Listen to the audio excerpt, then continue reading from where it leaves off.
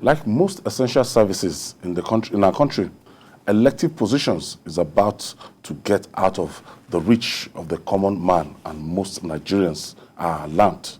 Civil society organizations like YIAGA Africa and Civil Society Legislative Advocacy Center, CISLAC, are raising the alarm. They accuse political parties in the country of raising the cost of their nomination forms to marginalize ordinary citizens, especially youths and women, from taking part in elections. They want the ICPC and the EFCC to probe funds the ruling party, All Progressive Congress, APC, and the opposition People's Democratic Party, PDP, raked in the sales of forms, which amount to 43.9 billion naira. Wale Adeoye, this is interesting. 43.9 billion naira. I think it's harvest time for this political party between APC and the People's Democratic Party. There are a lot of things associated with these funds.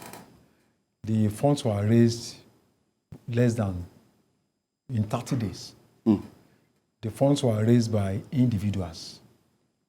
The funds were raised by most of them public servants, either former public servants or current public servants. And then you ask the question, this fund, is it about life savings? And it also shows that most of the richest people in this country are public servants. It suggests that. So, and I ask myself, is the only way you can stop people from contesting or to reduce the number, is it by, coming up with a huge amount of money? Because I know the idea might be to reduce the number of aspirants, but is that the only way that, okay, go and look for 100 million naira? No, that idea did not work. Yeah. That explanation did not, at the end of the day, about the number of people that came out. Aspirants, So, I think a lot of Nigerians will be, in fact, younger people will be looking at it, so we are saying that there's no money to fund ASU. We are saying that there's no money to build roads. We are saying there's no money to deal with healthcare. Yet individuals have this kind of money in their kitty. And then there's a question of tax. Do they pay tax on these funds that are put down to APC? So I think there are a lot of moral questions associated with this huge amount of money. Even House of Assembly, they are asking people to go and raise 2 million naira. So at the end of the day, you find out that politics, elective offices, is now the preserve of the rich. The poor people who may be intelligent, who are competent, who are honest, who are, who have credibility, those things don't count any longer. So, and I think what the civil society people are talking about is a welcome development. We need to probe further, because maybe next time it's going to be asking you to go and bring 200 million naira to be the president of the country. I think it diminishes our so-called talk about the fight against corruption. I think why this argument is valid, because the dominant political parties, that's the APC and the People's Democratic Party, looking at what, the amount for nomination fund, and despite the fact that APC, a party like APC, discounted for the youths and encouraged women, but these people, they are saying it's not enough, that there's a calculated attempt to marginalize women and youths, because these are the two big parties. If you go to one small party, your possibility of getting the ticket to the House of Representatives or the Senate becomes slimmer if you are not very lucky. Yes, and not all of us have deep pockets. Not all of us have access to cheap funds, because for some of these people, they can't really prove that these monies that they've come up with are products of years of hard work. Honestly. People struggle to earn legitimate income. They don't use money the way some of our politicians use money. There are some people that we've had that they were broke. Suddenly we are hearing some of those people, have paid 100 million. And what they keep telling us is, oh, some people paid on our behalf. The EFCC and the ICPC should be investigating. Find out who are the people who paid on behalf of certain politicians. That is why we need to have strong institutions. Institutions that are non-partisan. Institutions that do not support any party, whether you are the ruling party. So for those institutions, even the people who head them should not be appointed by the president. Because that way, that person will be able to exercise total independence. But that's not what we are seeing. If you said, okay, people paid so amount of money for you, how?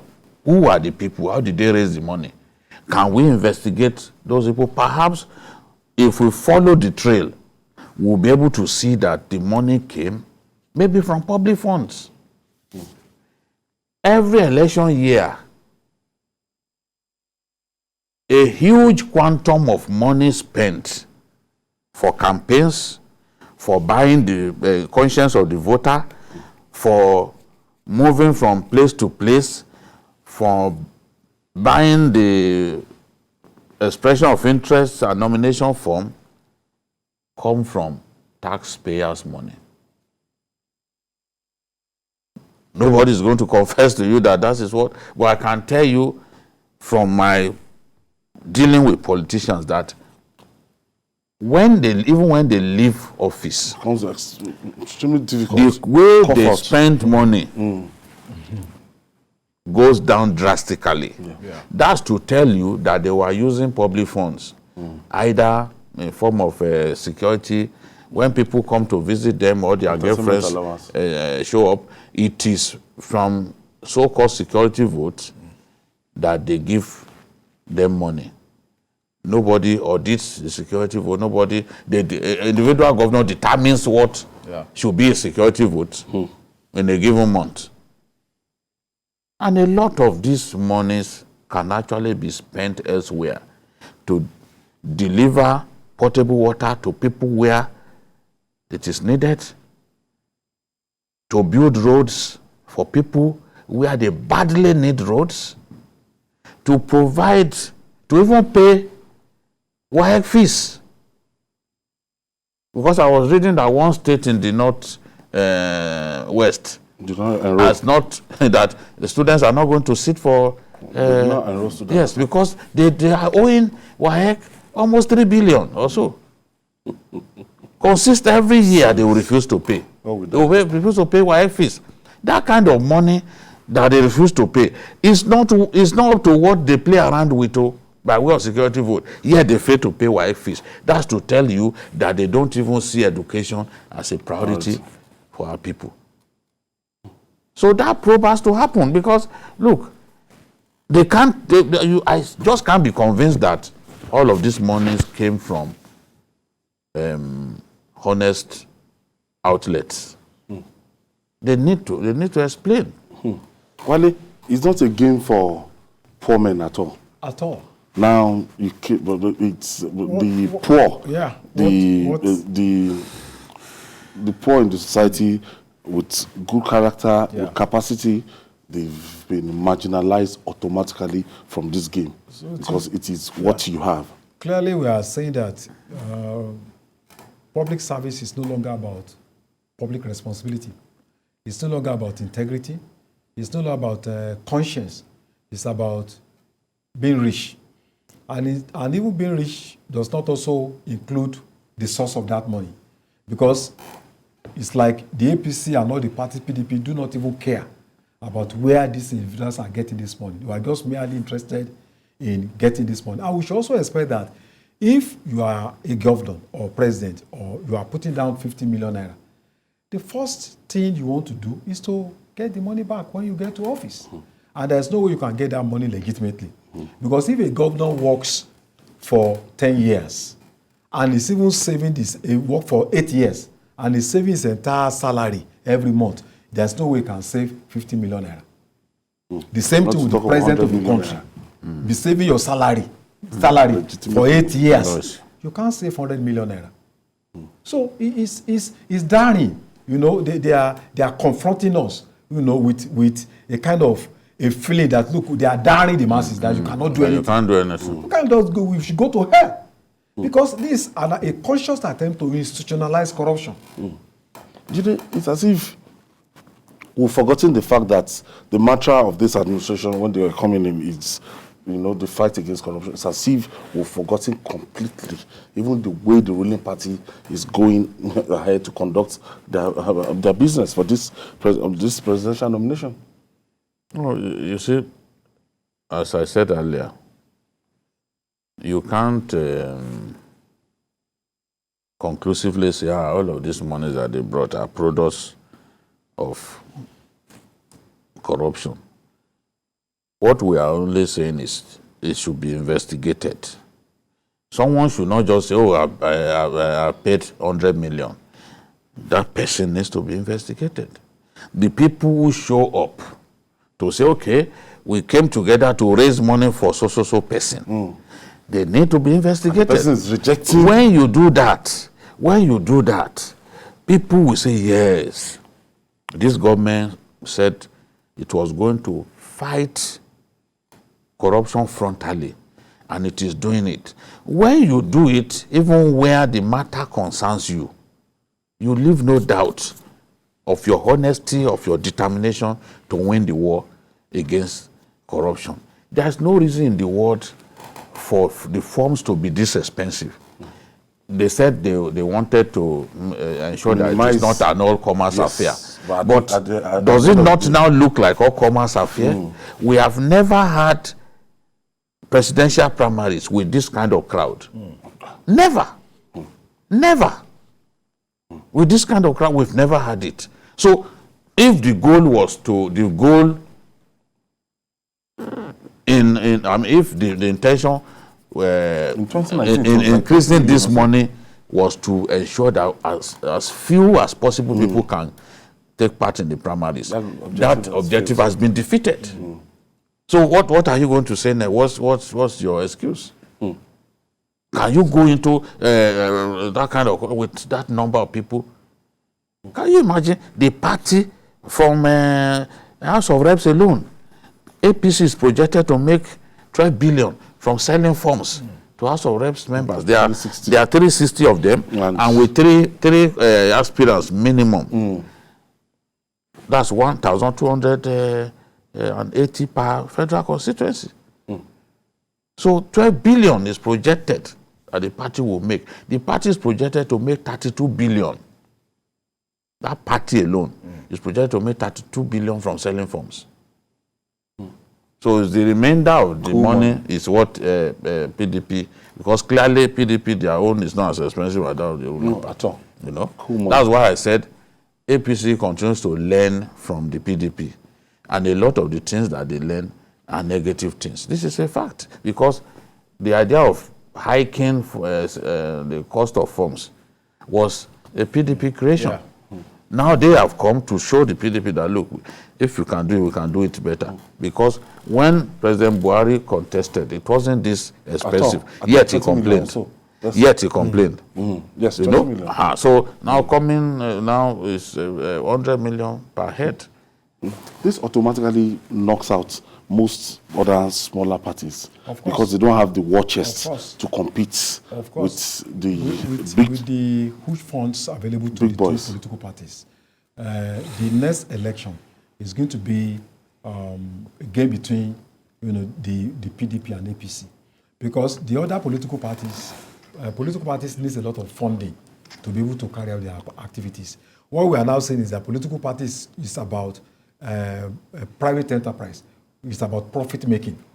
Governance is about profit making, where individuals will invest and make profit. So it's giving us concern whether we are really going to have people with good intention to run this country, in the interest of our people. Joining us now via Zoom for more insight into this discussion is the Executive Director of Civil Society Legislative Advocacy Center, CISLAC, Awal Rasanjani. Thank you for joining us. Thank you. Good afternoon. Now, what do you make of this, the position of your movement on the political parties? Thank you very much. First and foremost, we need to remember that we don't actually have a more serious political parties based on ideology, based on really programs, and with membership that is also accountable. So what you have is simply, you have an association of a group of interests that just want to capture power at all costs. And if they are not able to do that from this particular platform, the next day they move to another platform. So it is not based on any convincing ideology or principle that has to do with also desire to bring about development, to bring about positive changes in the lives of the Nigerian people. So it is just simply what you have as a political parties. It is just a platform for capturing power, and that's all. So the accountability to the membership is not even there. Otherwise, what we are seeing today is simply not what Nigeria has experienced in the previous period, especially from, even if you're going to look at 1979 to 1983, you had, political parties that if you ask anybody what UPN stand for, or what, GMPP stand for, or what PRP stand for, people will tell you, even if they are not, in the university, they clearly understand and know what their party, manifesto is and what their programs is. And there is a membership that is based on ideology, based on principle, based on also financial membership. Now, all these are absent. And that is why you are saying that it is just now an opportunity to do trading, because what the political parties are doing is simply commercializing, governance by ensuring that they put money. By the way, the 10 million that we are talking about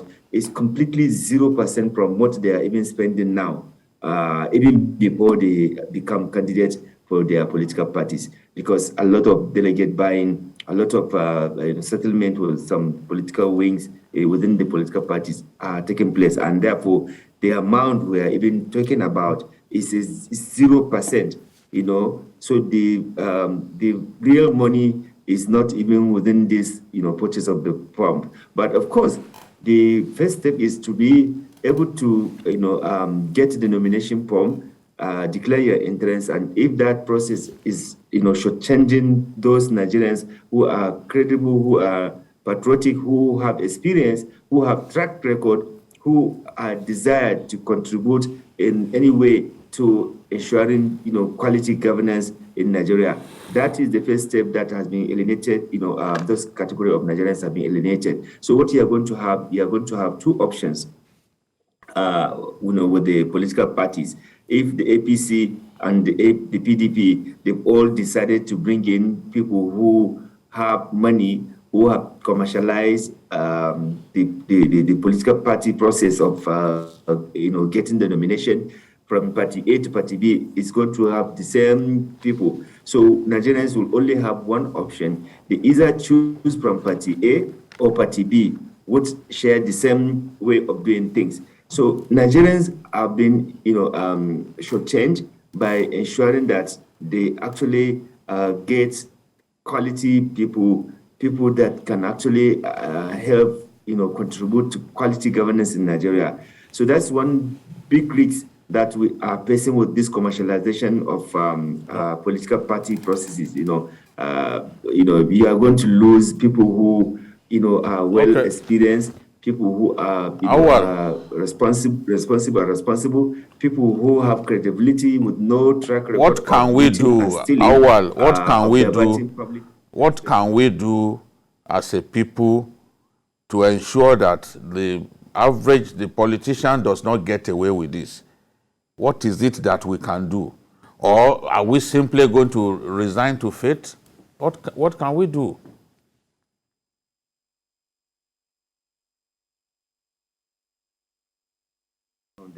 Secondly, because the political parties Alwa, in are you there? Nigeria now. Yes, I'm there. Yes, Jimmy is Did asking you you hear something. my question?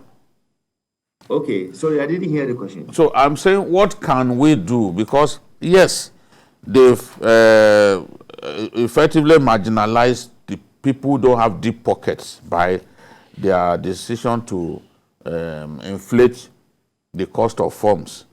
What are the options available to people, and what can the civil society do to galvanize our people so that the politician does not get away with some of these infractions?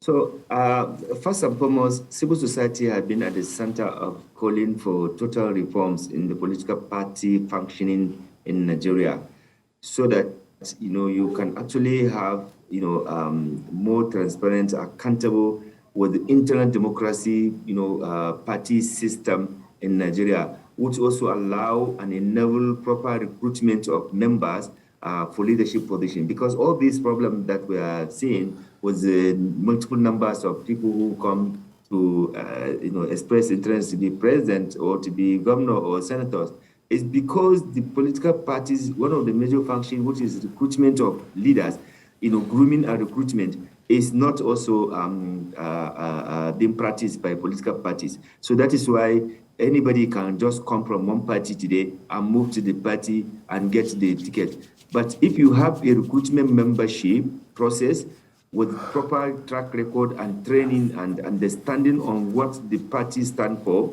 you would have been able to have people that will be standing for election based on the principle of their political party, and they are able to participate and be able to give account of their participation. So what I'm trying to say that one of the ways which civil society have been trying to see it intervenes by helping to bring some level of sanity within the political party system is advocating for total reform in the political party functioning in this country. Secondly, civil society have been also embarking on voter education, civic education regarding the role that citizens should play in terms of determining who should be their leader. Therefore, we have been, since the new Electoral Act has been passed, civil society have been engaging to educate and sensitize Nigerians about the provisions of some of these new innovation introduced in the Electoral Act as amended. Again, civil society have also been, enlightening Nigerians or advocating to Nigerians to choose leader not on the basis of this ethnic, religious, geographical sentiment, but on the basis of competency, quality, on the basis of a shared principle and ideas on how to galvanize and ensure that good governance, transparency, and accountability are the bedrock of our governance in the country. So we've been doing that.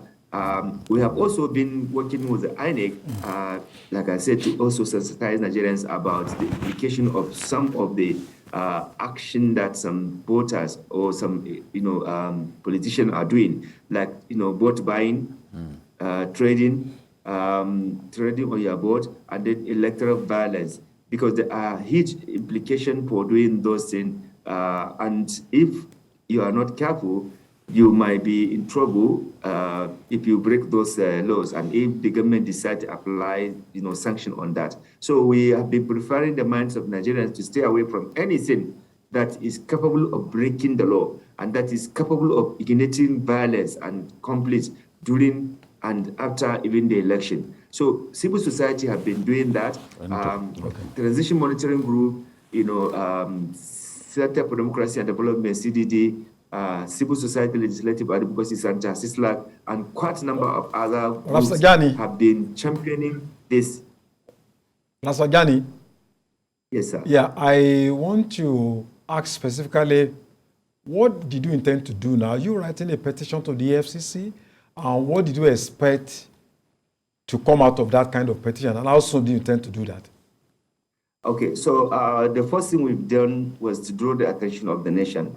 Last week, we addressed a press conference to draw the nation's attention about, flagrant disregard of our electoral law and even the tradition that we have. We would say that if you are a serving public officer, if you are not an elected person like governor, deputy governor, senator, House of Rep member, president, you must resign. This has happened in the past, even when we did not have law. For example, in 1982-83, the former state governor, the former Kano state governor, Mahmoud Abokarimi, he stepped aside, he resigned to recontest his election. So even after that, during the 1979, during the 1999, democratic dispensation, in the election that followed immediately after the 1999 election, we saw, that is in 2003, we saw how some political appointees in both 2003, 2007, they all resigned and they were engaging in that. But this time around, we did not only have a law and we do not only have morals, but politicians have decided to ignore that. So we were wondering, why should you be in the office as a minister or as a director general or as a CBN governor to continue to use public taxpayers' money to run your own personal campaign? It is absolutely illegal. So we addressed a press conference to draw the attention of the nation that there's an abuse of the law, Electoral Act as amended, that asks anybody that wants to go into election to actually resign. I want to thank some you. Of them, they permanently refuse to do that, and therefore, what I'm saying is that we have done a press conference, we have sensitized the nation, we drew the attention of the nation. The next thing is we are going to work with the anti-corruption agencies to, in the first place, establish where do they get even the money that they are doing this politically, because we know their salary and we know that in their assets declaration, they did not declare the kind of money they say they are giving out. For example, somebody was given 200 cars. These cars, when did he possess them? Where did he got that money? Was it part of the asset declaration he declared when he became a minister? Or the central bank governor, for example, the cars that have been moving, the spending that he's doing, were they captured in his asset declaration before he becomes CBN governor? These are things that we want to anti-corruption agencies to begin to work with the code of conduct to find out, so that we can minimize and reduce the abuses and the political corruption that is going on in the country. So we are going to be working with the EFCC and code of conduct on that. Awa Rafsanjani, the Executive Director of Civil Society Legislative Advocacy Center, CISLAC. Thank you for your contribution. Thank you. Thank you, Awa. Thank you. Thank you, Sajani. We have it here. Yeah, I will be happy to see the efforts of Awal and his people succeed. We need it. We need to reform our electoral process. So many things are wrong. We need to do something even about election funding. A good chunk of that money comes from public funds. We need to do something about that.